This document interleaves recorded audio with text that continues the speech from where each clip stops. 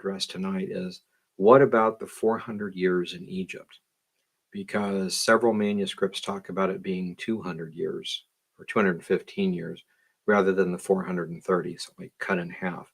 So how do we get that? So I wanted to start by just brushing over the chronology. It's always a good thing to go by. And then focusing on that 400-year time period and see what the difference is and how we can draw from it.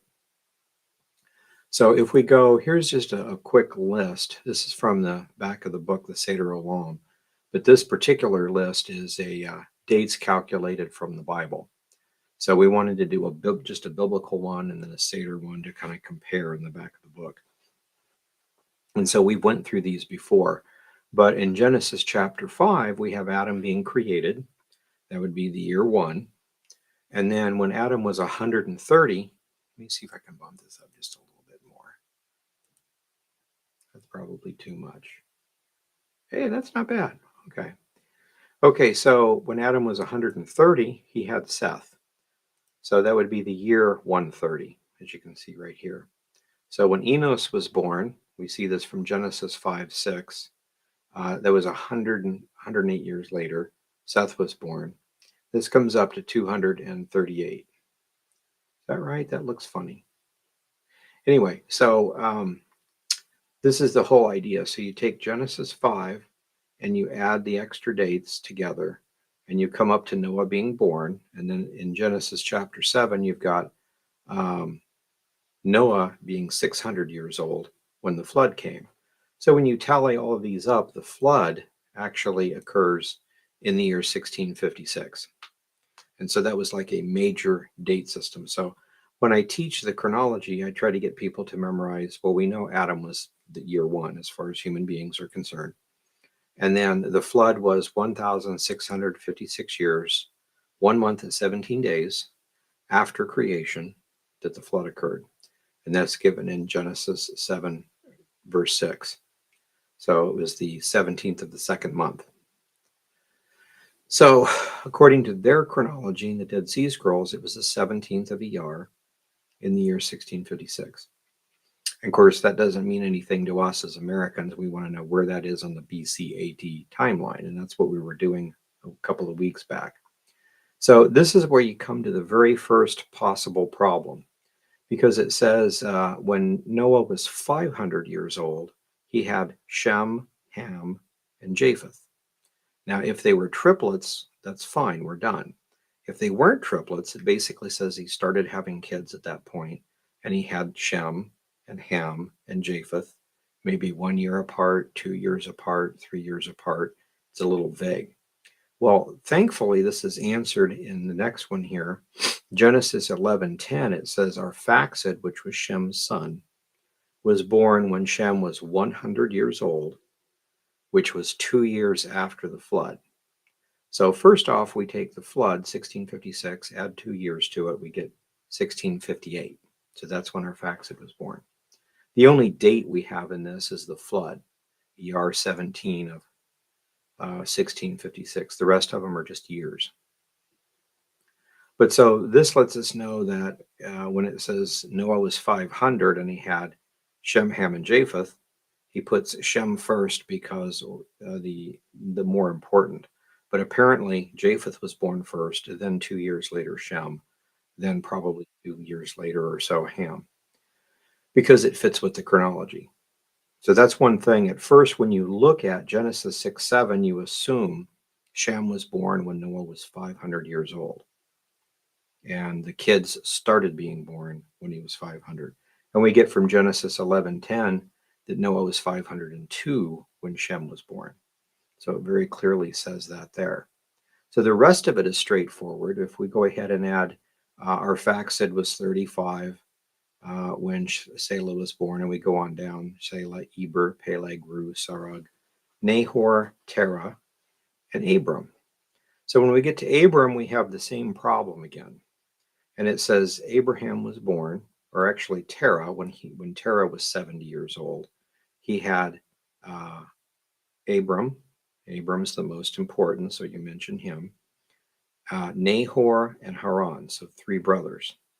So again, if they were triplets, then that's fine. It's just the 70 years. If they weren't, then there's a slight problem of exactly when Abraham was born. So from the Seder, from Jasher, and a few other things, it tells us that Abraham was born exactly at 70. So this is the birth of Abraham, but that's the first possible discrepancy we would run into by just using Genesis. Okay, but that gets us to Abraham being born in 1948. So 1,948 years after creation, Abraham was born. Okay, so now we want to look at the rest of these and just kind of go over them. We mainly want to look at this because in the Abraham's covenant, plus 430 years is going to be the Exodus. That's that 430-year time period that we talk about in the scrolls, or in Genesis and in Exodus rather. So we have, according to here, Genesis 15 is when God first speaks to Abraham, and that's when he 5 years before he left Hebron. We understand that he left Ur of the Chaldees with Lot and his father, and they traveled to Haran and they stayed there. And a lot of people think they stayed there until Haran, or Terah, his father, had died. But he actually made several trips into Canaan, I think 2, just to check it out, then eventually migrated there permanently, which wasn't very permanent because pretty quickly he went down into Egypt because of famine. But it says that when Abraham had Isaac, when Isaac was, they had a festival or a party when Isaac was weaned. So Isaac would have been 3 or 5 years old, something like that. And at that party, it was the tradition, instead of showing up for the birth of the baby, a lot of babies died. So you wait till they're weaned, and if they make it to weaning, they're going to be fine. So the weaning is the main concept that you look for. So this is a major celebration. Abraham finally has a son. The son's going to live. Everything's going fine. They have the weaning. So then they invite everyone for this party, and Shem shows up, and Eber, and Abimelech from the other group, and Terah, his father, actually came down. And you can go back and look at when Terah died and calculate it up. It would be way after the time of Isaac being born, so that fits perfectly. So anyway, at this point then, Abraham leaves Hebron, and that would be Abraham's birth plus 75 years. Isaac is born at Abraham's birth plus 100 years. So if you're adding all these up, 1948 for Abraham's birth plus 100 is 2048. That would have been when Isaac was born. And then Jacob is born, and that's Isaac's birth plus 60 years. Isaac was 60 years old when Jacob was born. So Jacob, his name changes to Israel, and we understand the Joseph is sold into slavery at 17, and then he goes through all that stuff. He gets thrown into prison, then he gets pulled out of prison. He becomes the vice pharaoh of the region, and then there's these 7 years of plenty, and then after the beginning of the 7 years of plenty, there's 7 years of famine. Well, the stock, the amount of food that they have on reserve in Israel only lasts about a year. So it's in the second year that they go down to buy grain from Egypt. And it takes a while. But eventually it was in the second year that Israel, Jacob, migrates to Egypt to stay there. So that would be Jacob's birth plus 130 years. And then he lives there a number of years and dies. So what I want to share with you then from the covenant being given to Abraham when he was 70, which would be this date here. Then we have from there, add 75, or actually add 100 for Isaac's birth, then add 60 for Jacob's birth, and then add 130 for when Israel goes into Egypt. So from the time of the Abrahamic covenant at 2018 to the time when all of Israel went into Egypt, not as slaves, but they go in as rulers and they rule for a time. Then things turn bad. Then there's a time of slavery. So I want you to see that. So from 2018 to the time of Israel going into Egypt, you can see is 215 years, so, or thereabouts. So there's this 200 in some year time period from when God gave the covenant to Abraham to when Israel went into Egypt. So that's that 200 years that they talk about. Now, with this in mind, let's look at a couple scriptures and kind of compare this. So the Exodus occurs. We'll go back and look at the actual account in Exodus chapter 12. But first, we want to look at this. Abraham's covenant plus 430 years should be the Exodus. And we see this in Galatians 3, 16 and 17. So let me pull that up because that's the kind of the key that we're going by. So in Galatians chapter 3, Paul is talking about faith and the law and works and the whole concept. The main point is, if you and I make a covenant, I'm going to sell my house to you for $5. Don't know what in the world I was thinking, but I sold you my house for $5. We signed the contracts. It's all done. And then I changed my mind. I don't want $5. I want $150,000 for it. Well, that's nice, but we've already signed the contracts. You can't change a contract after it's been signed. Now, if you agree to it, we can dissolve the contract, make a new one. But you can say, no, you signed a contract. It's the house for $5. We're done. And that's all there is to it. I can't annul it. I can't say, well, then forget about it. We've already signed the contract. The house is yours. So you can't annul it and you can't add to it. So the whole point was, if God promised Abraham through the covenant that the Messiah would come and save us somehow, and this was before the law given on Mount Sinai, God can't say, okay, by the way, to be saved, you got to keep the 10 commandments, you got to keep this, and you got to do this. You can't add to it. The promise was already done and sealed, whatever the promise was. You can't add the law to the promise. You just can't do that. It's illegal. So that's what he's talking about. But in the process, he gives us some dates. So when we get to chapter 3, go up here, and we'll just start in verse 15. So the law and the promise contrasted. So he says, brethren, and this is the King James, brethren, I speak after the manner of men, just like a normal person with a contract. Though it be a man's covenant, if it be confirmed, no man can disannul it or add to it, which is what I just said. If you and I sign a covenant, no, it's someone else or me or you, we can't change our minds unless both parties want to dissolve it. We can't add to it. We can't take away from it. So with that in mind, all covenants are like this. With that in mind, he said, now to Abraham and his seed, promises were made. This promise amounts to a covenant. And what he's talking about is back in chapter 15, Abraham, normally you say one thing, I'll give you a camel for 2 donkeys, and that's our covenant. We're both doing something. But he puts Abraham to sleep and he makes a covenant. And Abraham can't say yes or add to it. He's asleep or in a trance or whatever. And that's the whole point. Abraham doesn't do anything for this covenant to work. It's all on God. And that's the point. That's why we have salvation. So later on, somebody can't come along and say, well, you're only saved based on what the Messiah does when he comes. And if you make a pilgrimage to Jerusalem or you do something, you can't do that. So with this in mind, then, he says, so to Abraham and his seed, promises were made. And he says, not unto seeds, plural, but as of many, but one, and that seed is Christ. So there is a promise about salvation given to Abraham about the Messiah, Jesus Christ, and that's how salvation is, and you can't add to it. Okay, so now we get to verse 17, which gives us our date.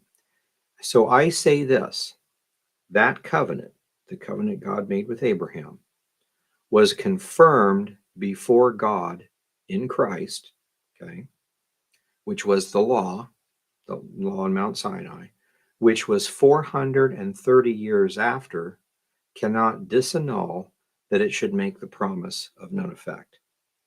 So he's saying here, God said to Abraham in that covenant in Genesis 15 that I will send a Messiah and he will save all those who believe. That's the covenant. So now if Moses comes along, or the angels, angelic law, whatever, and says, well, no, you've got to do whatever, I'm sorry, you can't add to the covenant. You can't do that any more than you can say, well, God promised, but the promise is broken. You can't break a promise either. It's a sealed thing.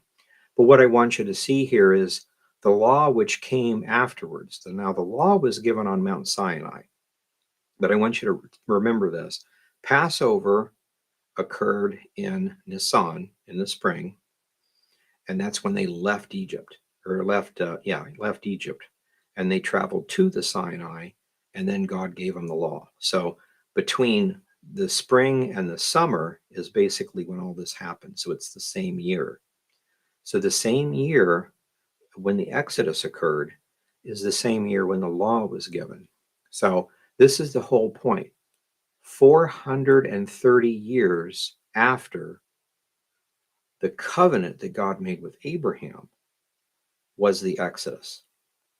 So it's not 400 years perfectly in Egypt, because there's no way they would have, as we've just seen, it was about 200 and some years between when God gave the covenant with Abraham to when they went into Egypt. And then they still have to rule for a while. And then there's a slavery, and then there's an Exodus. So there's about 200 years between the covenant and when they go into Egypt. So we see that from Genesis alone. And Paul is saying 430 years from the covenant to Abraham to the Exodus. Okay. So with that in mind, we go back and think, well, it seems to be different in Exodus. So let's go to Exodus, and this is the one everybody gets confused on. This is where the Passover occurs. So this is Exodus chapter 12, and this is the whole thing of the account. But when we get down to, let's see here, I think it's verse 40, if I remember correctly. Let me find it here. Okay, here it is. So it has the whole account of them being in there, and then they leave. They go take the bones of Jacob. They get together. They have the Passover meal. It's the 15th of Nisan, and Pharaoh says, just get out of here, and they go. So they're going to leave Egypt on this date and first go over out a ways to the Sinai to worship, going that direction, and then Egypt changes its mind and goes after them. And that's where you get the Egyptian army being destroyed in the Red Sea, or in the sea. But now look at this one here in Exodus 12:40. It says, now the sojourning of the children of Israel who dwelt in Egypt, okay, was 430 years. So that's that same 430 years. But I want you to notice this. The sojourning does not mean slavery. Okay. Sojourning is usually just hanging out or being there. I moved there for a while, I sojourned, and then I left. So the sojourning of the children of Israel who dwelt in Egypt was 430 years. So that sounds like they were in Egypt for 430 years altogether. But we know the 430 years, according to Paul, was from Abraham's time to the Exodus. So this is what we have in the King James. And remember when I told you we want to use all the numbers from the King James, or not the King James, but the Masoretic text and the Hebrew text, Jasher, the Dead Sea Scrolls, all the numbers match.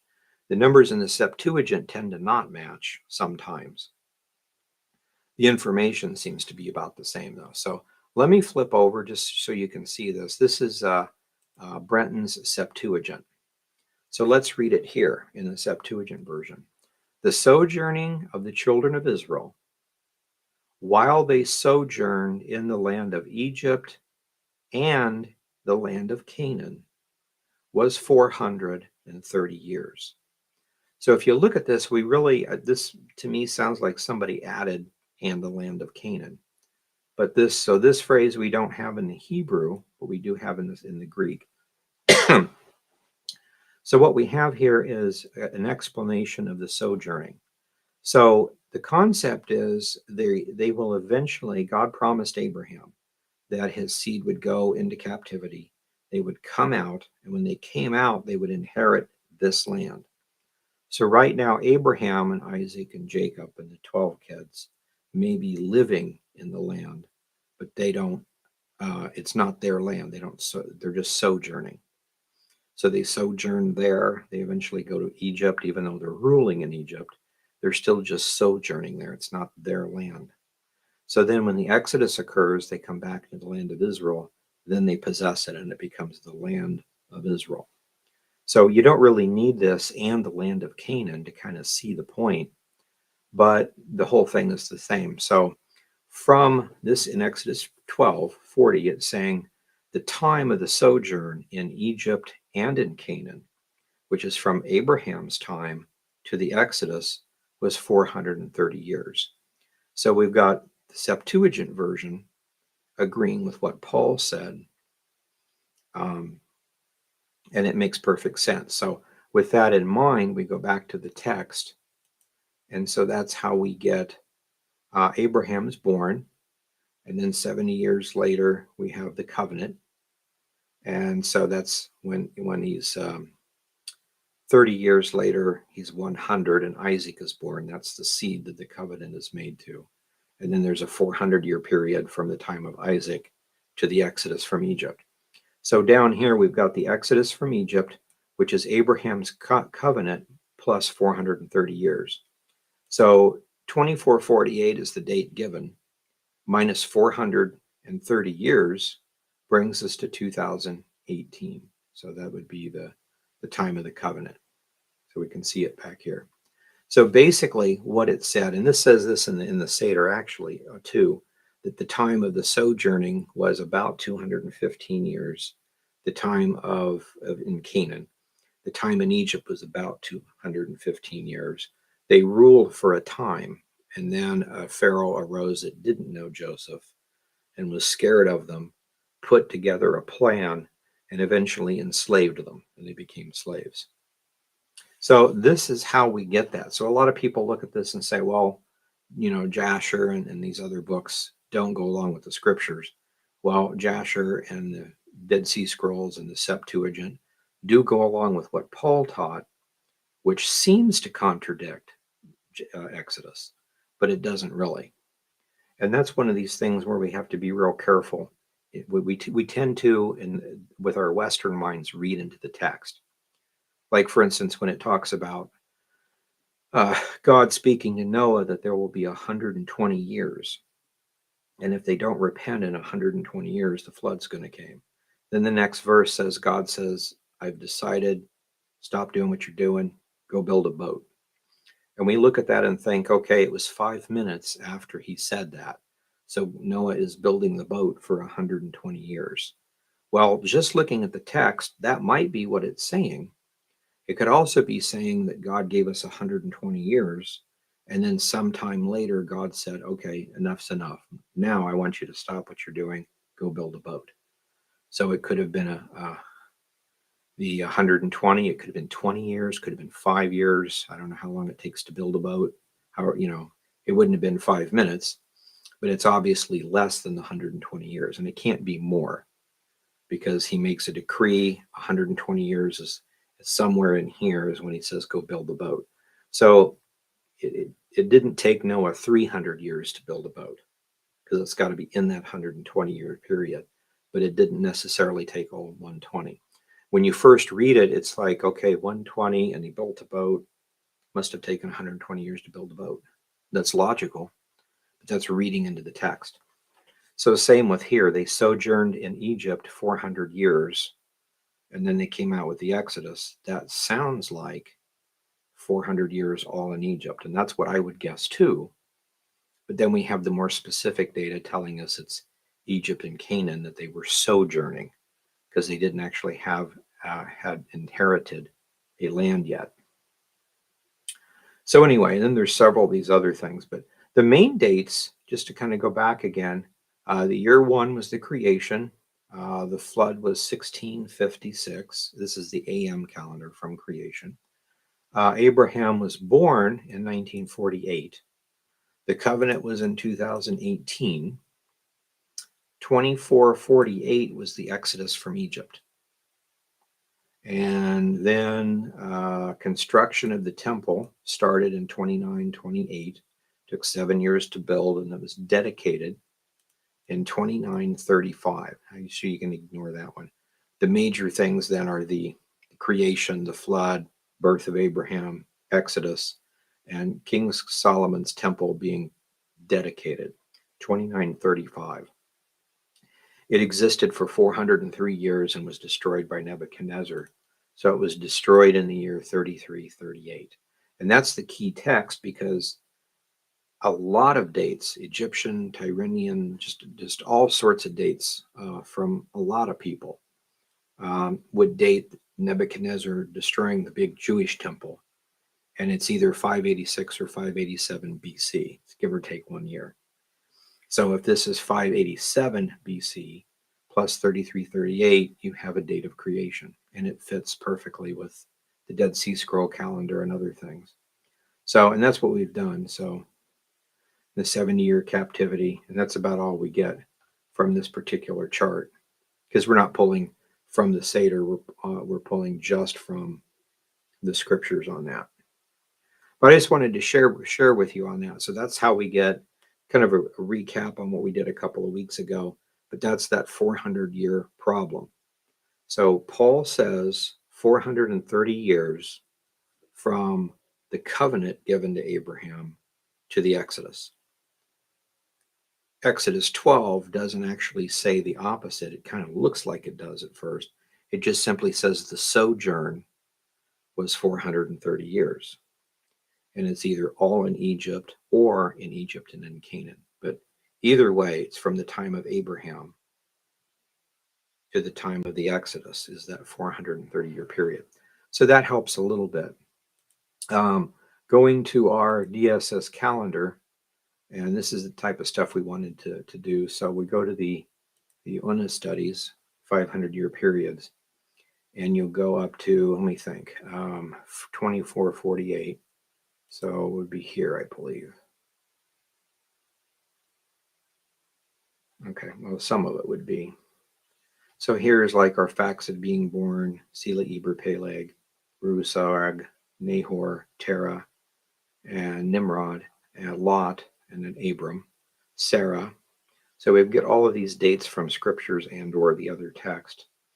And then the Tower of Babel falls, the stuff changes, and the age of creation ends, and we start the age of Torah with Abraham.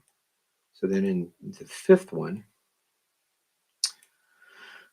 we have when Abraham was 55, according to the old text, is the first trip he made into Canaan. He didn't move there, he just went there to check it out. Came back, continued to live with Terah. Noah dies at 950. Sodom rebelled against Chedorlaomer. And then Nimrod warred with Chedorlaomer. And then Abraham visits Terah. And then the 430-year prophecy starts in 2018 AM, which would have been 1908 BC, if their calendar is correct. So then that's when Abraham would be 70. So then at 75, he and Lot actually migrate to Canaan permanently. That's the official migration time. And then other stuff happens. Ruah dies. I've got the wrong dates in here if I've got them in, or something wrong with it if I have it in red, or we're not sure exactly or something. So then circumcision, Isaac is born, 2048, destruction of Sodom and Gomorrah. And then Rebecca born, Terah finally dies, 205. Isaac is 37 years old when he's offered on the altar. Sarah dies. Lot dies. Nahor dies. Abram marries Keturah.